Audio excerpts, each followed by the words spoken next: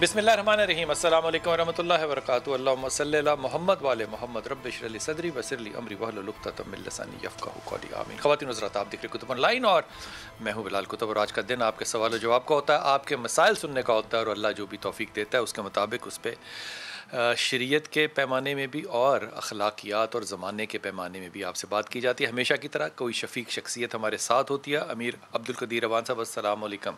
खैरियत से हैं आप? अल्हम्दुलिल्लाह। हुज़ूर अक़दस, क्योंकि रबीउल अव्वल का ये महीना है, तो ये रबीउल अव्वल में जो बुज़ुर्ग होते हैं, वैसे आप तो बुज़ुर्ग नज़र नहीं आ रहे, मैं वैसे ही आपको कह रहा हूँ, क्योंकि बाबा कहता तो शायद वो ज़्यादा बेतकल्लुफ़ लगता है। बुज़ुर्ग जो होते हैं कोई ख़ास इबादतें करते हैं या रूटीन चलती है? बात यह है जी कि माह मुबारक रबीउल अव्वल की जो मोहब्बत है, जो अक़ीदत है, जो मनाना है, ये है वलादत बासादत सल्लल्लाहु अलैहि वसल्लम। अब जिस निस्बत से मनाया जा रहा है उस निस्बत को इसमें सिर्फ़ एक महीने में कैद नहीं किया जा सकता। आप माह मुबारक को यादयानी कह सकते हैं, दस्तक कह सकते हैं मोहब्बत करने वालों के लिए। वाह वाह वाह यार, वाह वाह वाह। तो इस मोहब्बत और इश्क में जो मुसाफिर है उसके लिए दस्तक और उसके लिए एक हौसले की चीज़ तो कह सकते हैं, लेकिन आप माह मुबारक ही को सिर्फ नहीं कह सकते कि इज़हार मोहब्बत। तो जो आप सल्लल्लाहु अलैहि वसल्लम का इत्तबा है वो एक पूरा ज़ाब्ता हयात है। बेशक है। इस इश्क में कोई पहरा, कोई जगह कहीं तशनगी है नहीं। पूरी इंसानी ज़िंदगी को मुखातिब फरमाता है ये इश्क। और इस माह मुबारक में एक ताज़गी मिल जाती है। बेशक है। वो लोग जो इस मुबारक महीने में, मुबारक तो सारे महीने, ये ख़ुसूसी तौर पे मोहब्बत और इश्क से लबरेज़ जो महीने, इसमें बहुत सी ऐसी मनफी गुफ्तगू करने लग जाते हैं जो कि मेरे ख़्याल में शायद किसी को भी ज़ेब नहीं देती। ख़ास तौर पे उम्मत मोहम्मद सल्लल्लाहु अलैहि वसल्लम का अगर उम्मती हो तो उसको ज़ेब नहीं देती कि जनाब ये तो वो दिन है जिसमें कि आपने पर्दा फरमाया। मैं इस बात को बड़े अदब से और हाथ जोड़ के तमाम उलमा कराम की खिदमत में हदीयतन ये बात पेश कर रहा हूँ कि वो वक्त तो हमारे पास है जब आपने आखिरी हज किया और जब आपने आखिरी खुतबा दिया। अब वहाँ से अगर आप पीछे की तरफ जाएं, पीछे से मुराद है कि वहाँ से अब आप हिसाब लगाना शुरू करें आगे का, तो जो आपका ज़ाहरी पर्दा फरमाने का दिन है वो किसी सूरत में पीर का दिन नहीं बनता, और वो किसी सूरत में 12 रबीउल अव्वल का दिन नहीं बनता। अब पता नहीं कौन से मेरी तरह के नलायक लोगों ने तारीख़ें लिखी हैं। ज़ाहिर है हमसे बहुत सी गलतियाँ हुई हैं, लेकिन इसका दूसरा जवाब जो बहुत से हमारे बुज़ुर्ग देते हैं वो मैं बिल्कुल नहीं कहना चाहता। लेकिन ये मेरे ख़्याल में एक बहुत बड़ी ऐसी पैराडाइम है जिसमें कि हमारे तहकीक करने वालों को तहकीक करनी चाहिए, और सेलिब्रेट करने वालों को जो सेलिब्रेशन है वो सुन्नत पे चल के करनी चाहिए। जी अस्सलाम वालेकुम। कॉलर शाइस्ता बेटा। जी शाइस्ता अस्सलाम वालेकुम। ओके शमाइम बेटा। जी जी जी हजरत जी से बात करनी है। मैं शुमाइम बात कर रही हूँ कराची से। जी बिस्मिल्लाह शुमाइम कीजिए, हजरत जी सुन रहे हैं। जी हजरत जी अस्सलाम वालेकुम। मुझे आपसे सवाल ये पूछना है कि ससुराल में शादी के बाद एक लड़की को क्या तर्ज अमल और इखलाक अपनाना चाहिए जिससे उसको कम से कम मुश्किलात का सामना करना पड़े और नए घर और नए माहौल में एडजस्ट होने में आसानी मिले। अच्छा, जेन्युइन मुरीद नहीं हो वैसे तुम, खुदा की कसम ऐसे सवाल बनाकर पूछा ना। वाह वाह वाह वाह वाह, सलामत रहा मेरा पुत्र। जी मेरे जी जी। बात यह जी कि मियाँ और बीवी इन दोनों की ज़िम्मेदारी है कि इस रिश्ते के निभा में जो अपने अपने हिस्सा है उसको अदा करें। और जो आपने सवाल किया, अगर मैं स्पेसिफिक इसी पर अर्ज़ करूं, तो जब आप अपने घर से मियाँ के घर पहुँची तो वहाँ जो रिश्ता है उसको उसी तक़द्दुस से दें जो आपके मियाँ का है। कि जैसे उसके वालिदैन हैं तो आप कोशिश करें कि उन्हें वालिदैन का मकाम दें, और जो लिहाज आप जितना कर सकती हैं उसे ज़रूर करें। लेकिन इस सारे में जो मियाँ बीवी की आपस की अंडरस्टैंडिंग है वो जितनी बेहतर होगी वो मुश्किल हालात में भी एक दूसरे के लिए सहूलत का सबब बनेगी। और सब्र बड़ी बुनियादी शाह है, और कुरान करीम फरमाता है कि इन्नल्लाह मअस साबिरीन, और इसका नुस्खा फरमाया है कि नमाज। तो जो नमाज की बाकायदगी है और पूरे एहतमाम के साथ अदायगी है वो इंशाल्लाह आपको सब्र भी देगी और अल्लाह करीम बरकत अता फ़रमाएंगे। लेकिन बहुत सारी चीज़ें मेरे बेटा ऐसी होती हैं जो हैंडलिंग से हम ख़राब भी कर सकते हैं और उसकी बेहतरी का भी तदबीर कर सकते हैं। मैंने तजर्बे में शुमाइल एक बात देखी है कि अगर मियाँ बीवी के पास ना दो ऐसे मौके होते हैं, एक इशा का और एक फजर का, कि जिसमें वो नमाज इकट्ठे पढ़ सकते हैं। मेरे ख्याल में अगर एक काम करके देखो तो तुम दरमियान में देखना कि अल्लाह ताला कितना रहम डालता है। दो नहीं कर सकते तो कम से कम एक नमाज तो कर सकते हो। मियाँ बीवी जो हैं वो इकट्ठे मिल के पढ़ें। यकीन करें घर का जो हालात है ना, जोग्राफियाई हालात जो हैं, ज़हनी हालात जो हैं, जज्बाती हालात जो हैं, वो यूँ बदल जाते हैं। लेकिन बात सारी तौफीक की है। वो जो शख्स कहता है ना मेरी तरह का नालायक इंसान, क्यों जी मैं नमाज नहीं पढ़ी, बिल्कुल नालायक और जाहिल इंसान होता है। जो नमाज नहीं पढ़ता उसको ये सोचना चाहिए कि अल्लाह ने मुझे तौफीक नहीं दी कि मैं नमाज़ पढ़ूँ। बहुत से अहबाब जब ये कहते हैं कि आप वज़ाइफ के साथ नमाज का ज़िक्र नहीं करते, हुज़ूर अक़दस मैं तो उम्रे का और हज का और ज़कात का ज़िक्र भी नहीं करता। जो फ़राइज़ हैं वो तो आपने करने हैं, उसमें तो कोई छुट्टी है ही नहीं। जो इबादत आपको वज़ाइफ की सूरत में बताते हैं वो आपकी ऑप्शनल हैं, वो आपकी मेडिकेशन है, लेकिन फ़र्ज़ में तो कोई छुट्टी नहीं है। और मैं इन बातों को, ये जुमला बड़ी एहतियात से कह रहा हूँ, दरूद पढ़ना आगे और दरूद पढ़ना बाद में, दोनों जगह पे मैं कहता हूँ ये भी अपनी तस्बीहात के फ़राइज़ में शामिल कर लें। दरूद के बगैर कोई दुआ जो है वो बिल्कुल ऐसे ही है जैसे मैं हवा में तीर चला रहा हूँ। जी अस्सलाम वालेकुम शाइस्ता।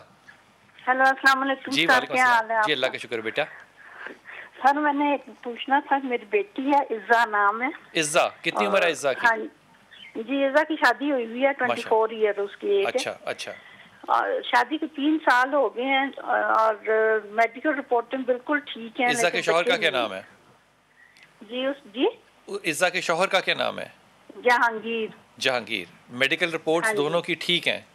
जी दोनों ठीक है। ऑस्ट्रेलिया में टेस्ट करवाए हैं, वहीं होते हैं। 3 साल हो गए हैं शादी को और बहुत परेशानी है बच्चों की। आमीन आमीन। 3 साल में कैसी परेशानी शुरू हो जाती है, कमाल बात है। अच्छा, ये जो परेशानी वाला आम मामला होता है ना बेटा, ये स्ट्रेस जो है ना, ये प्रेगनेंसी को और डिले कर देता है। पता है तुम्हें इस बात का? हाँ, तुम्हें बड़े बूढ़ों ने सिखाया होगा कि अमन चैन के साथ जो है ना वो प्रेगनेंसी होती है। इज़्ज़ा को तुम्हें पता है ना कि वो भी एंग्जाइटी की बादशाह, शहंशाह आलम है वो। एंग्जाइटी जो है वो उसकी नाक पे धरी होती है। अब मैं दूसरी तुम्हें बात जो कहना चाह रहा हूँ ना, आयत करीमा पढ़े और ज़रूर पढ़े, लेकिन इसके साथ साथ मेरे ख़्याल में उन्हें कहें कि अपनी रिपोर्ट्स में, मैं नहीं समझता कि रिपोर्ट्स उनकी दोनों की बिल्कुल ऐसी हैं जैसी कि आप फरमा रही हैं, अल्लाह करे बिल्कुल ऐसी हों, लेकिन देयर इज़ अ प्रॉब्लम। और उस प्रॉब्लम को कैसे डायग्नोज करना है ये मियाँ बीवी के ऊपर डिपेंड करता है। मेरा तुम्हें मशवरा ये होगा कि वो अपने सीधे हाथ को अपनी नाव पे रखे, नाव के नीचे रखे और आयत करीमा पढ़े और इस पढ़ाई के दरमियान अल्लाह ताला से दुआ करो कि अल्लाह ताला जो है वो उनको साहिब औलाद करे इंशाअल्लाह ताला। जी अस्सलाम वालेकुम। जी अस्सलाम वालेकुम नाजिया। जी वालेकुम अस्सलाम। जी बेटा। सर मैंने ये पूछना था कि ना मेरे वाले साहब ने ना रिश्ते करवाने वालों को इतने पैसे दिए हैं, लेकिन रिश्ता नहीं दिखाते ना, पैसे लेके चले जाते हैं, ना के बात सुनते हैं। किसके लिए रिश्ते के लिए पैसे दिए अब्बा ने? जी किसके रिश्ते के लिए पैसे दिए? अपने लिए? हाँ जी मेरे लिए। मेरे अच्छा, लिए। आपके लिए? अपने लिए। अच्छा, आपकी कितनी उम्र है नादिया? मेरी 35 हो गई है। कितनी? 35 हो गई है। तो नादिया अभी आपने शादी अर्ली एज में क्यों नहीं की बेटा? सर मेरे बड़े बहन भाइयों की नहीं हुई थी, इसलिए फिर मेरी भी नहीं हुई। कितनी निकम्मी बात है खुदा की कसम कि पहले बड़ों की होगी, फिर इनकी होगी, फिर उनकी होगी। जिसका रिश्ता आता है वो कर देना चाहिए। हुजूर अक़दस इसमें क्या करना चाहिए? ये बड़ा रवाज और मजाज होता नहीं है कि पहले बड़ों की होगी फिर छोटों की होगी? असल में जहाँ तक मैं समझाऊँ बिलाल भाई कि वो जो है ना कि अपनी कुफ में शादी का करना, कुफ से मुराद अपनी फैमिली में या बरादरी में या अपने अजीज़दारी में। अब वो जो हम आइसोलेशन की तरफ जा रहे हैं तो ये बहुत बड़ा मसला है। सिर्फ मसला बच्चियों का नहीं है जी, जिन्होंने बच्चों का रिश्ता ढूंढना है वो भी इसी तरह ढूंढ रहे होते हैं। बिल्कुल। अब जो जहाँ हमारी शनासाई है वहाँ हम कर नहीं रहे, जहाँ हमारी रिश्तेदारी अजीज़दारी है, हमारा रहन सहन तल्ख हो गया है, हम वहाँ कर नहीं रहे। हालांकि वहाँ जब रिश्ता करते हैं तो उनकी कमी बेशी का इल्म है, बंदे को समझ आ जाती है कि इस कमी बेश के साथ गुजारा हो सकता है या नहीं। अब बाहर जितना भी रिश्ता किया जाता है वो सारा ब्लाइंड होता है, वो सारा सरप्राइज होता है। अगर कोई खामी निकल आई तो वो सारी सरप्राइज होगी, बेहतरी आ गई तो फिर अल्लाह का शुक्र है। तो जो वो अपने अजीज़ व अकारब से दूरी है और जो वो फैमिली लाइफ की डिस्ट्रक्शन है, वो सबब है इन मसाइल का बहुत ज़्यादा। बड़ी अच्छी बात की आपने नाज़िया। जो पढ़ना है ना, वो दो चीज़ें हैं जो कि आप पढ़ा करो। एक तो या वली या वाली, ये दो लफ्ज़ अल्लाह के हैं, ये पढ़ा करो। और अम्मा सैयदा आयशा की जो रवायत है, या रहमान या रहीम या करीम, ये दो अगर चीज़ें पढ़ो अल्लाह ताला आसानी करेगा। मैं दुआ गो हूँ कि ऐसा हो कि शादी जल्दी हो, लेकिन ज़िंदगी में शादी ही तो वाहिद मकसद नहीं ना होता कि वो होगी तो आगे ज़िंदगी चलेगी। तस्बीह पढ़ो और अल्लाह से अच्छी दुआ करो, और रिश्ता ना दिखाने वालों को माफ़ कर दो। कोई बात नहीं, अल्लाह ताला जब चाहेगा तो वो रिश्तेदारों, रिश्ते वालों या आपसे मशवरा लेने बिल्कुल नहीं आएगा, तब अल्लाह आसानी फरमा देगा। जी अस्सलाम वालेकुम मेरा। जी वालेकुम अस्सलाम। जी मेरा बेटा। जी मेरा हज़रत अब्दुल करीम अवान साहब से सवाल है। जी मेरा पुत्र। जी आजकल का एजुकेशन सिस्टम, जो यूनिवर्सिटी की टाइमिंग्स होती हैं, एकेडमी, स्कूल, कॉलेज, इसमें हमारा बहुत सारा टाइम लग जाता है और हम मतलब दुनियावी तालीम में ही हमारा ज़्यादा टाइम सर्फ हो जाता है। तो बहैसियत वालिदैन और बहैसियत औलाद हम दीन और दुनिया दोनों की तालीम को कैसे साथ लेके चलें, इस बारे में रहनुमाई फरमा दें। शुक्रिया। क्या बात है, क्या बात है, क्या बात है। शाह साहब आपके आने की बरकत है कि इल्मी सवाल हो रहे हैं। जी बहुत शुक्रिया बिलाल भाई। बात यह है जी कि जब आप अपनी ज़िंदगी का एक नज़्म बनाएं तो हर शय का उसकी अहमियत और उसकी ज़रूरत के मुताबिक उसे तकसीम करें। अगर हम यही समझें कि उलूम दुनिया ही ज़रूरी हैं तो ये तो मुख्तसर वक्त की ज़रूरत है, मुख्तसर वक्त ख़त्म होगा, बंदा दुनिया से गौर में चला जाएगा, तो फिर ज़रूरत आमाल की रह जाएगी। तो इससे मुराद ये ले लेना कि उलूम दुनिया छोड़ दिए जाएं, सिर्फ़ दीनी उलूम लिए जाएं, तो ये भी दुरुस्त नहीं है। चूँकि नबी करीम का फरमान है सल्लल्लाहु अलैहि वसल्लम कि इल्म हासिल करो चाहे तुम्हें जीन जाना पड़े। तो वो जो हमारी ज़िंदगी का एक असूल है और नज़्म है, उसकी तरतीब की ज़रूरत होती है, जिसमें से बहुत बड़ा टाइम हमारी ये जो स्क्रीन है मोबाइल की, ये किसी न किसी तरह ले जाती है, और वो हमारा जिस टाइम को हमने यूटिलाइज़ करना होता है उसमें उसकी यूटिलाइजेशन नहीं होती। दूसरी बात जो मैं अर्ज़ करना चाहता हूँ ये है कि हर एक के लिए ज़रूरी है जो उसने अमल करना है कि वो जाने। हमारे माशरे में ये भी बड़ा फसाद बना रहता है कि फ़लाँ पीर साहब हैं, फ़लाँ मौलाना साहब हैं, किसी ने माना, किसी ने इनकार किया। इब्तदाई में भी आप बात फरमा रहे थे इस हवाले से। तो हर एक के लिए जो उसने अमल करना है उतना उसके लिए जानना ज़रूरी है। औकात कार को तकसीम करें तो अल्लाह करीम वक़्त में भी बरकत अता फरमाएंगे। सब एक तरीका तो अमीर साहब ये भी इसमें सूरत शायद समझनी चाहिए कि दीन और दुनिया को अलग अलग नहीं करना चाहिए। सारा कुछ ही दीन है, ऐसे सारा कुछ ही दीन है, उसी के अंदर दुनिया है। देखें ना जी, दुनिया इम्तिहानगाह है। आप इम्तिहानगाह से उठ कर चले जाएं और कहें मैं एग्जामिनेशन हॉल में हूँ, तो हाउ कम दिस पॉसिबल? बात तो सही है। सही बात है। अब उस दुनिया का इस्तेमाल जिसकी दुनिया है उसने बताया है, कैसे इस्तेमाल उसके मुताबिक इस्तेमाल करें। आप अपनी ज़रूरियात की तकमील भी कर रहे हैं, खुशियाँ भी हासिल कर रहे हैं और अजर और सवाब भी बन रहा है। सही बात, सही बात। आप उसके अंदर निखार का सबब बन रहे हैं। क्या बात है। ये जो मेरी प्यारी बहन ने पूछा था कि हम जब ससुराल जाते हैं तो क्या ये जितने भी अल्फाज हैं ना, ये इनको हम कहते हैं लिंग्विस्टिक्स के अंदर जाके ना आपकी अकल जो है ना वो नए तरीके और नए ढंग से बनती है। मिसाल के तौर पे अगर लफ्ज़ सास ससुर इस्तेमाल ना करें, और ये कोई मज़हब का लफ्ज़ नहीं है, ना सास है ना ससुर है, ये माँ बाप हैं। तुम्हारे 3 माँ बाप हैं जिनसे तालीम हासिल की, जिनके यहाँ गए और जिन्होंने तुम्हें पैदा किया। अगर आप इनको माँ बाप समझना शुरू कर दें तो फिर अल्लाह की इस बात को जहन में रखिए, ये भी आपके महरम है, चाहे आप निकाह में रहें तो भी, और अगर आप खुदा न खास्ता इस निकाह से निकल जाएं, बहरहाल वो आपके महरम ही रहेंगे। वक्फा लेते हैं, वापस आते हैं।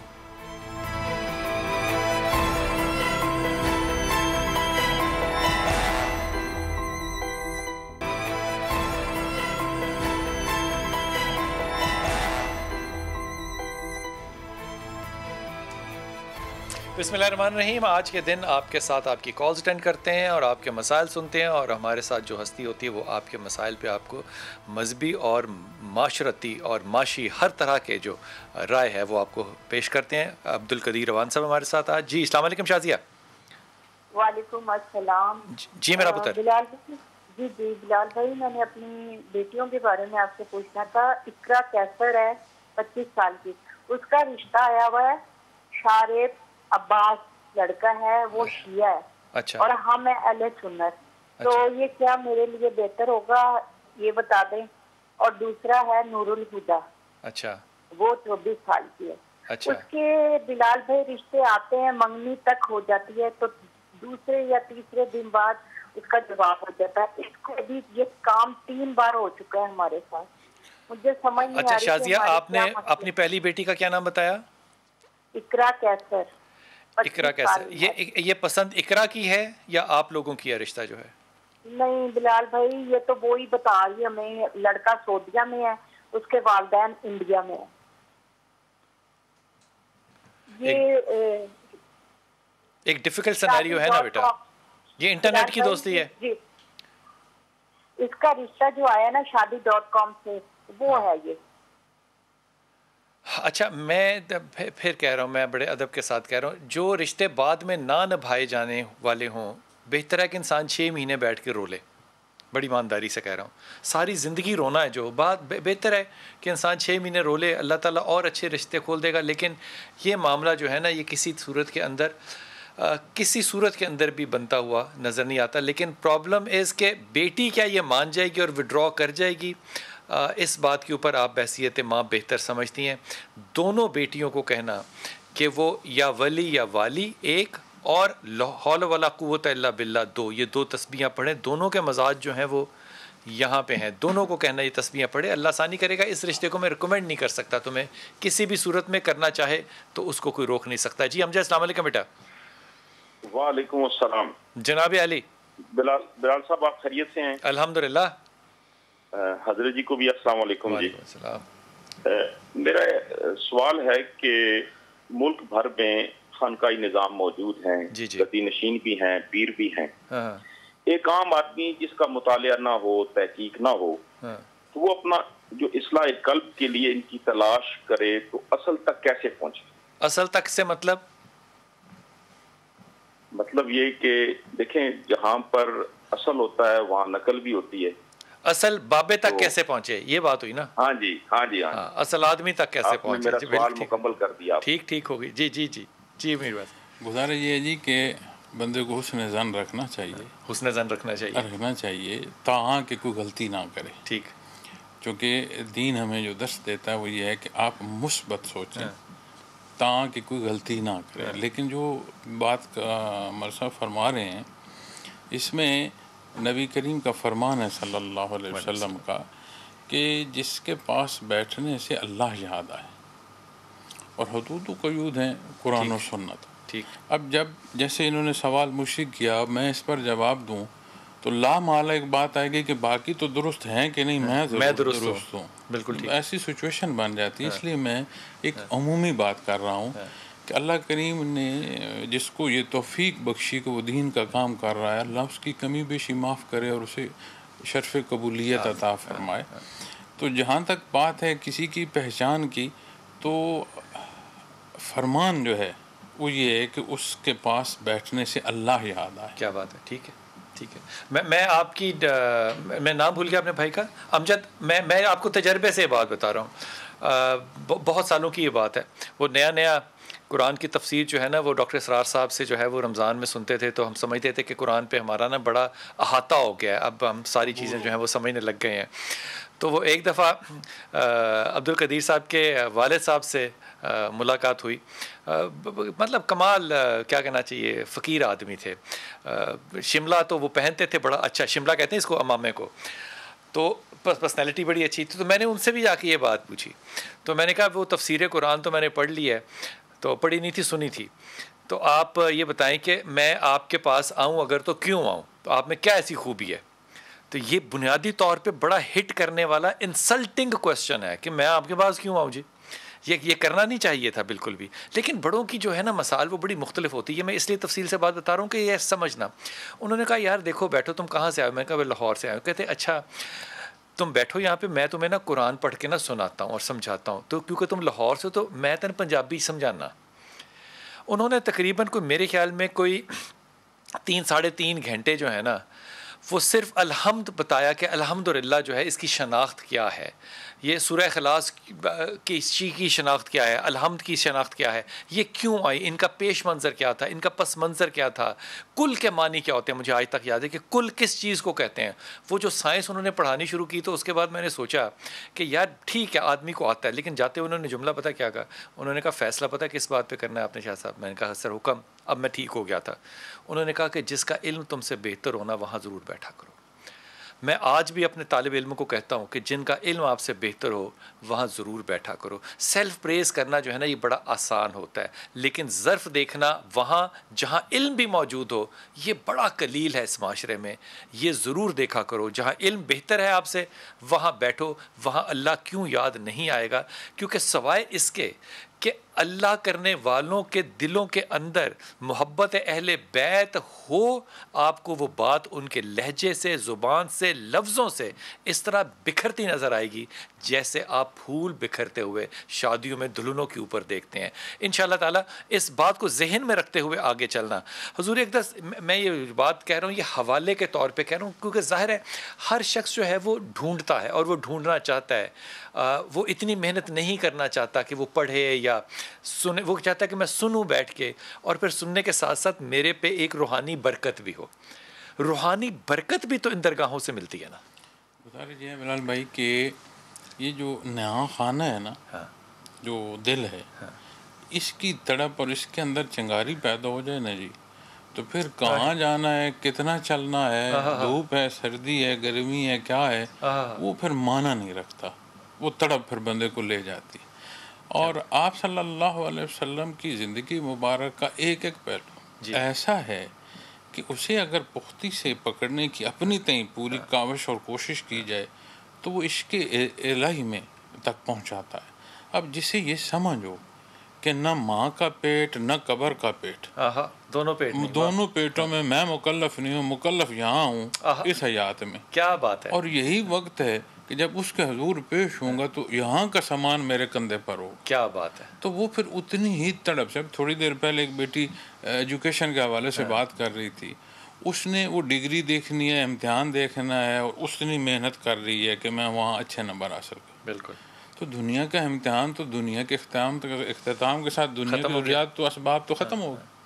अब जहाँ उखरी हिस्से आएंगे कि जहाँ अब्दुल आबाद है, तो जब ये चिंगारी पैदा हो जाए निजी अंदर, क्या ये रोशनी अंदर वजूद में, कलब में दाखिल हो जाए, फिर अहमियत भी समझ आती है, फिर तलाश का मज़ा भी आता है। क्या बात है। ज़रमीन, आपसे बात करूंगा और मुझे इनके वालिद की एक और बात याद आ गई, वो मैं अभी रख रहा हूँ, अभी आपको सुनाऊंगा। जी अस्सलाम वालेकुम ज़रमीन। वालेकुम अस्सलाम। जी मेरा बेटा। सर मुझे 2 क्वेश्चन करने हैं। मेरी सिस्टर हैं, कश्यप नाम है, ये पूछना रिश्ते के हवाले से कि ये सही रहेगा कि नहीं। कश्यप का किसके साथ बेटा?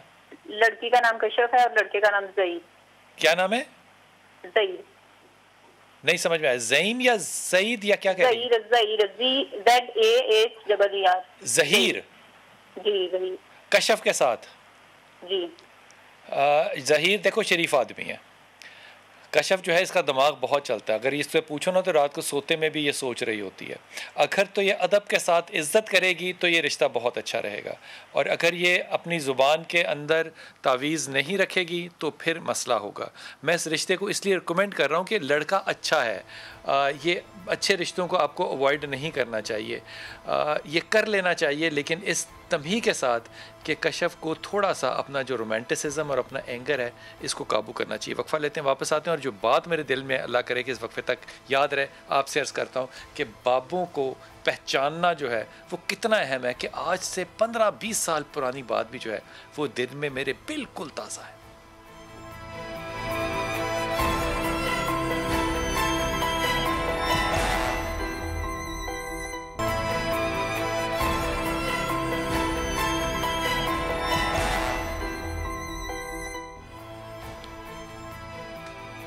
बिस्मिल्लाहिर्रहमानिर्रहीम। अली हमारे साथ कॉल पे है और मैं बात अभी तक भूला नहीं, बात बताऊंगा ज़रूर आपको। अली अस्सलाम वालेकुम बेटा।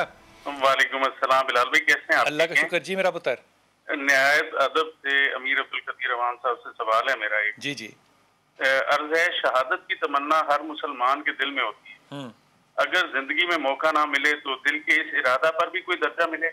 आहा आहा आहा आहा आहा आहा आहा, क्या बात है अली, वाह।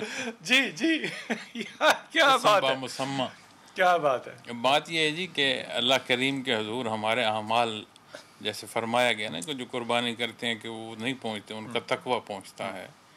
तो खालिस नीयत जो है ये बड़ी बुनियादी शय है। हमारा इख्तियार अपने तय है, सबब का इख्तियार करना, नीयत का खालिस होना, नताज अल्लाह करीम के दस्ते कुदरत में है। और शहादत बड़ी बुनियादी शय है।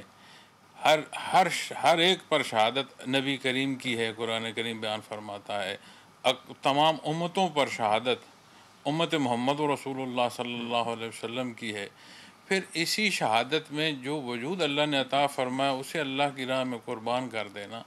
और फिर इस मौजू की इस नज़ाकत को ज़रूर समझना चाहिए कि जिस तरह के हालात हैं उसमें बहुत सारी पहलुओं से इस मौजू में नज़ाकत आ जाती है। तो इन सारी चीज़ों को समझना चाहिए। लेकिन अगर सारी ज़िंदगी में बंदे मोमिन के अंदर ये नीयत और ख्वाहिश नहीं आई कि मैं अल्लाह की राह में शहीद हो जाऊँ, तो नबी करीम सल्लल्लाहु अलैहि वसल्लम ने जो फरमाया है ये पहलू मुस्बत नहीं है। क्या बात है। वो एक हदीस मुझे याद आ गई, रसूलुल्लाह सल्लल्लाहु अलैहि वसल्लम के साथ सहाबी जा रहे थे तो उन्होंने कहा कि या रसूलुल्लाह हम जहाद अकबर से आ रहे हैं, क्योंकि अभी तक तलवारों के अंदर खून जो था वो खुश्क नहीं हुआ था। तो अल्लाह के रसूल ने पता क्या कहा, ये जहाद सगीर से, छोटे जहाद से आ रहे हो। कहा जहाद अकबर क्या होगा, कहा जब मक्के में जाओगे, मदीने में जाओगे और जो लोगों के साथ तुम्हारा रहन सहन होगा वो तुम्हारा जहाद अकबर होगा।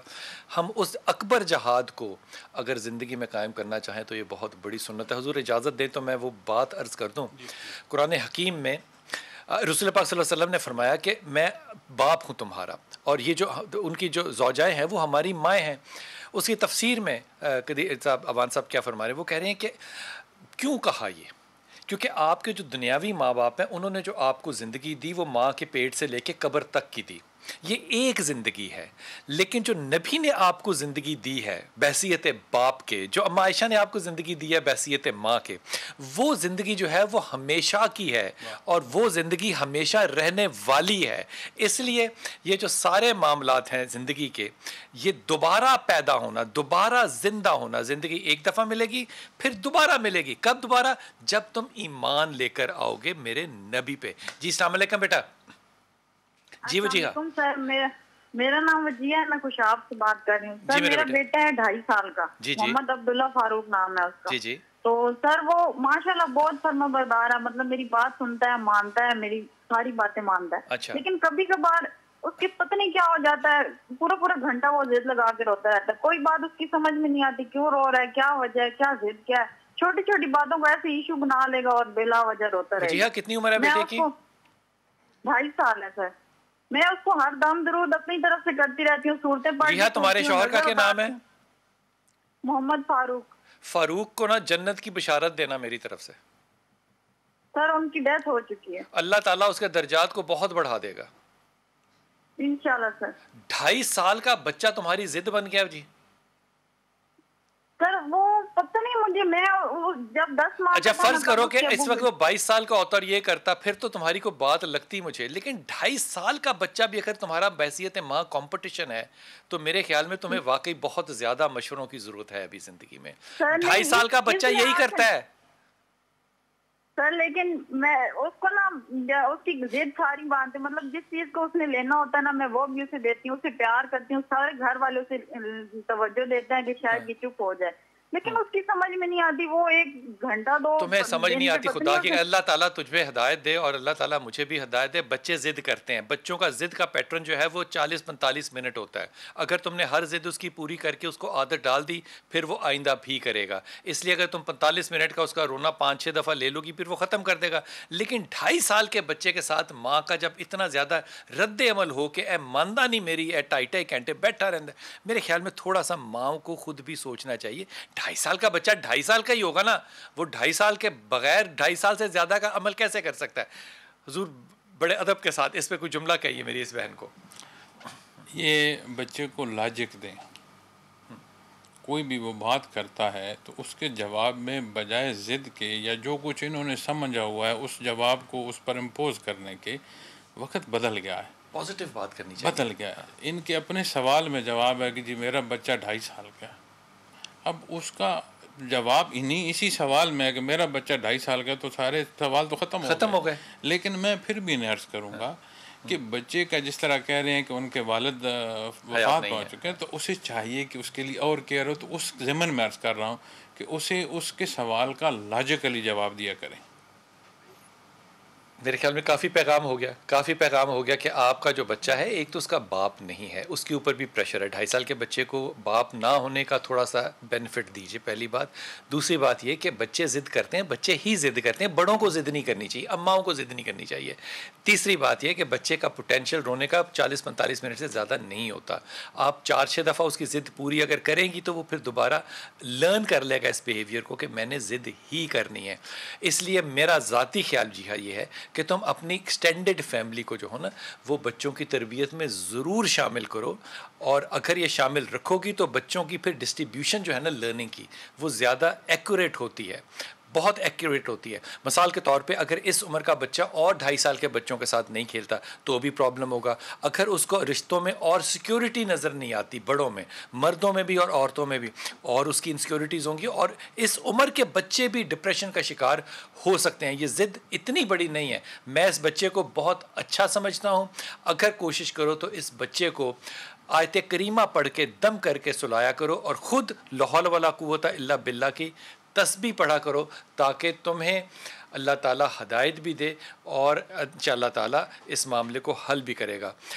12 रबीउल अव्वल के तकाज़ों में रसूल पाक सल्लल्लाहु अलैहि वसल्लम के इश्क़ के रसूल के तकाज़ों के ऊपर बात होगी इंशाअल्लाह, और पूरी कोशिश करेंगे कि अमीर अब्दुल कदीर अवान से इस बारे में हदायत भी लें, उनके ख़यालात भी लें, और उस मामले को जो भी वो ज़िक्र करें उसको अपनी इबादत का हिस्सा भी बनाएं। ये 12 रबीउल अव्वल को इंशाअल्लाह ताला आप ऑन ईयर देखेंगे। हुजूर अक़दस बिस्मिल्लाह कीजिए। हुजूर मेरी तो सारी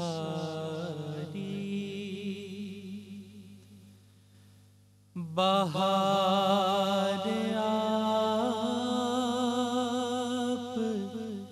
से है,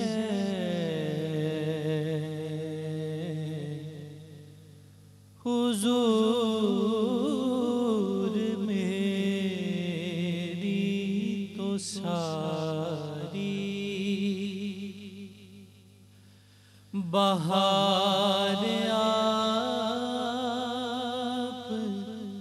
से है। मैं बेकरार था मेरा करार आप से है, हुजूर मेरी तो सारी बहार आप से है।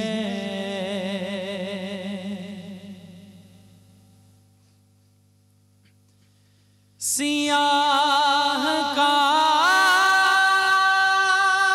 हूँ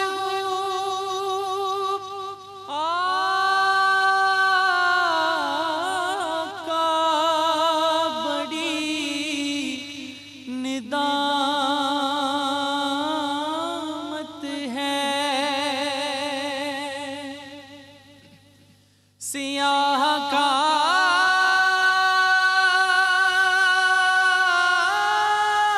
हूँ आका बड़ी निदामत है। जो मिल रहा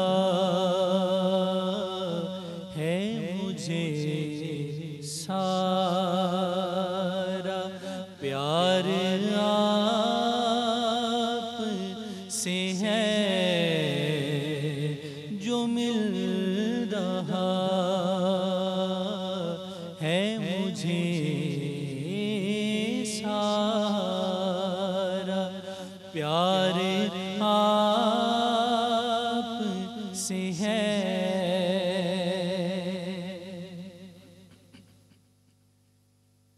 ये मेरे जान